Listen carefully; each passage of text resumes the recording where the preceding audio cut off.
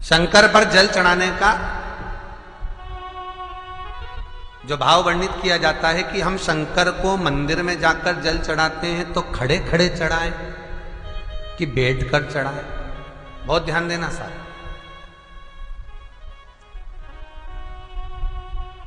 शंकर में मंदिर में जाकर हम भगवान शंकर को जल चढ़ाएं तो खड़े होकर चढ़ाएं कि बैठकर चढ़ाएं। अब दो तरह का शिवलिंग है मंदिरों में, दो तरह का शिवलिंग का निर्माण होता है, ठीक है।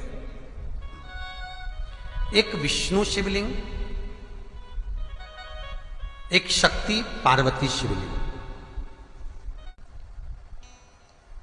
दो तरह का शिवलिंग मंदिरों में होता है, दो तरह का शिवलिंग मंदिरों में होता है, समझ लेना बहुत अच्छी तरह से। एक शिवलिंग वो होता है जो जमीन पर डायरेक्ट जलाधारी रहती है, शिवलिंग रहता है, ऐसी जलाधारी पूरी की पूरी, और शिवलिंग जमीन पर रखा रहता है, भूमि पर रखा रहता है, डायरेक्ट जमीन पर। आप जल ले जाकर चढ़ाए, निकल गया रास्ते से। एक शिवलिंग जो जमीन पर डायरेक्ट शंकर भगवान की जलाधारी और शिवलिंग रखा रहता है, वो शक्ति शिवलिंग कहलाता है। पार्वती का हस्त कमल उस शिवलिंग के सम्मुख में, और दूसरा शिवलिंग एक डमरू जैसा होता है। अब वो हम उसको कैसे वर्णन, डमरू शिवलिंग होता है, ऐसा उसका स्टैंड होता है, ऐसा स्टैंड होता है, नीचे शिवलिंग रखने की जगह होती, फिर ऐसा होता है, फिर उसके ऊपर इस तरह शिवलिंग रखा होता है। देख, दर्शन करें आप लोगों ने। अब फिर इसके ऊपर शंकर भगवान का शिवलिंग रखा होता है, ठीक है। इस तरह का जो शिवलिंग होता है, एक डायरेक्ट नीचे रखा हुआ शिवलिंग, और एक भगवान जो नीचे डमरू जैसी आकृति होती है, इस पे जो डमरू जैसा जो भाग बना होता है, ये भगवान विष्णु का हस्तकमल है, और ऊपर का जो भाग है वो भगवान ब्रह्मा का हस्तकमल है। इसको विष्णु शिवलिंग कहते हैं।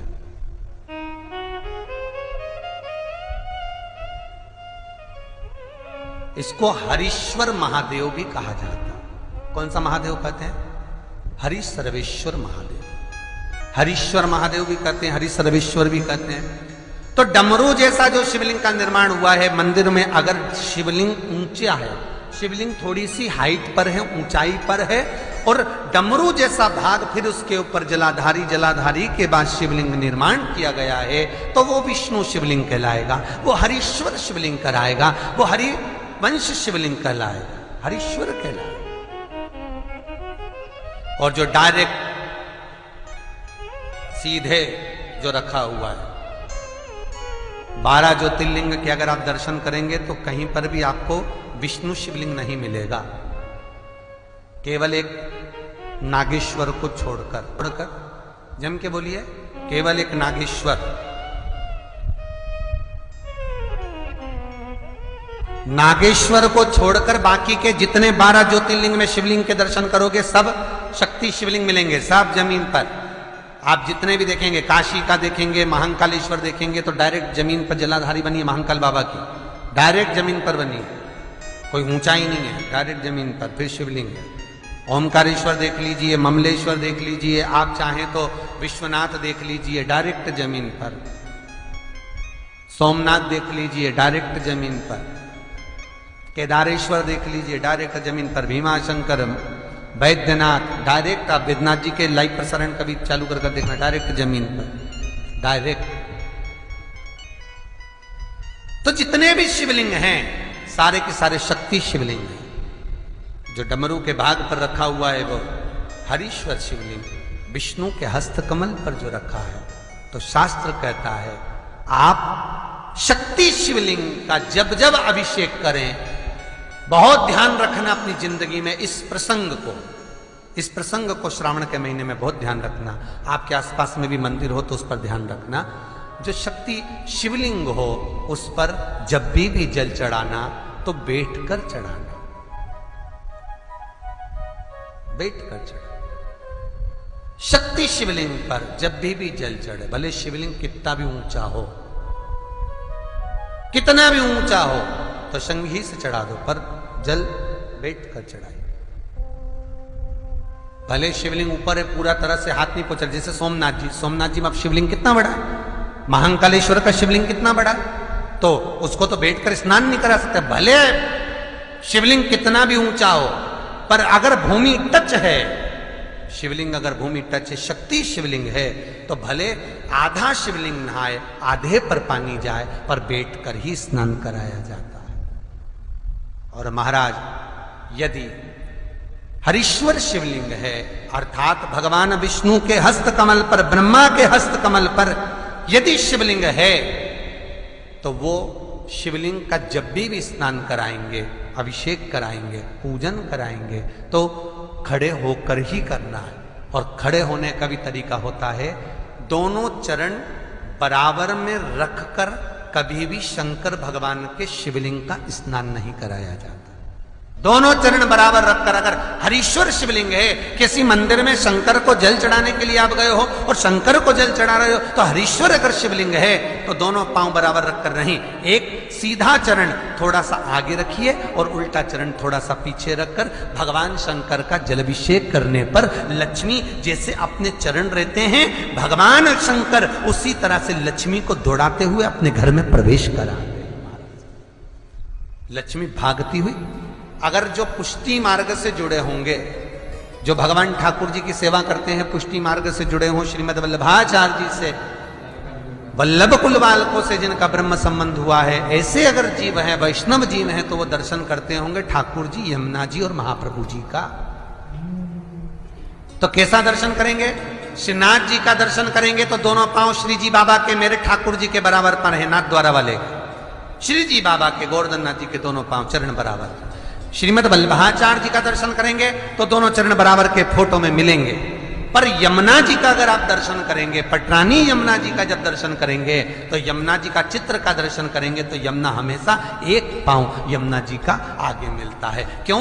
जो वैष्णव ठाकुर का दर्शन करे, श्रीमद वल्लभाचार्य जी के अनुसार भगवत चर्चा करे, उसके यहाँ यमुना भक्ति निरंतर प्रवेश करती जाए, इसलिए भागता हुआ चरण, दौड़ता।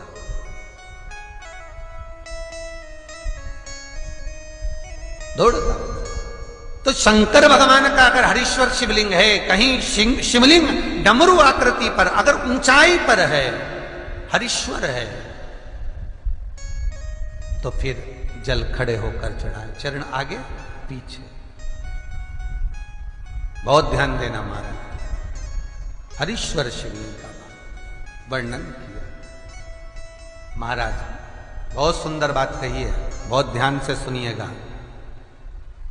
शक्ति शिवलिंग के ऊपर जो जलाधारी लगती है, शक्ति शिवलिंग के ऊपर जो जलाधारी लगती है, वो 5 मिनट, 10 मिनट, आधा घंटा रखकर 24 घंटे के लिए हटा सकते हो। शक्ति शिवलिंग के ऊपर जो जलाधारी लगती है, वो 15-20 मिनट रखकर, आधा घंटा रखकर आप हटा सकते हो। पर हरीश्वर शिवलिंग के ऊपर, भगवान विष्णु के हस्त कमल पर जो शिवलिंग का निर्माण आपको भी वर्णन किया, अगर वो शिवलिंग है तो उस पर जलाधारी अगर लगी है, तो कम से कम 5 घंटा, 8 घंटा तो जलाधारी को रखना पड़ेगा ही। बहुत ध्यान दीजिए महाराज, शंकर जी की प्राण प्रतिष्ठा करते समय, शंकर जी की स्थापना करते समय, शंकर जी को प्राण प्रतिष्ठित करते समय एक एक चीज का ध्यान करना पड़ता है कि हमें कैसा शिवलिंग रखना है, कौन सा शिवलिंग रखना है, कैसे स्थापना करना है, किस भाव का होना चाहिए। शंकर के मंदिर में शंकर जी विराजे हैं तो गणेश जी, कार्तिकेय और पार्वती की मुद्रा कैसी होना चाहिए, गणेश जी कौन सी सूंड का होना चाहिए। जब शंकर के मंदिर में हम आराधना कर रहे हैं तो गणेश जी की सूंड किस ओर होना चाहिए, पार्वती की मुद्रा कौन सी होना चाहिए, षडानंद कार्तिकेय की दृष्टि कहां होना चाहिए, ये शंकर जी की प्राण प्रतिष्ठा में देखा जाता है। केवल मूर्ति वाले ने बाजार में मूर्ति बनाकर बेच दी और तुम गए हमें शंकर जी का परिवार दे दो, हमारे मंदिर है छोटा सा, मैं वहां प्रतिष्ठा करना है। तुम बाजार में गए और शंकर जी का परिवार लेकर आ गए, शंकर जी लिया, कार्तिकेय लिया, पार्वती जी लिया, गणेश जी लिया और स्थापना करवा दी पंडित जी से। और बाद में बोली हमको थोड़ी कष्ट हो रहा है, हमको थोड़ी तकलीफ हो रही है, कहीं ये हम जब से लाए इससे तो नहीं हो रही, कहीं इससे तो नहीं। नहीं, गलती तुम्हारी है। तुम तो बस गई और लेकर आ गई। यहां तक शिव महापुराण की कथा कहती है कि तुम्हारे घर की मूर्ति जितनी पुरानी होती है उतना सुख देती है। आपको पहले भी कथा में कहा, दिया और मूर्त पुरानी होगी चलेगी।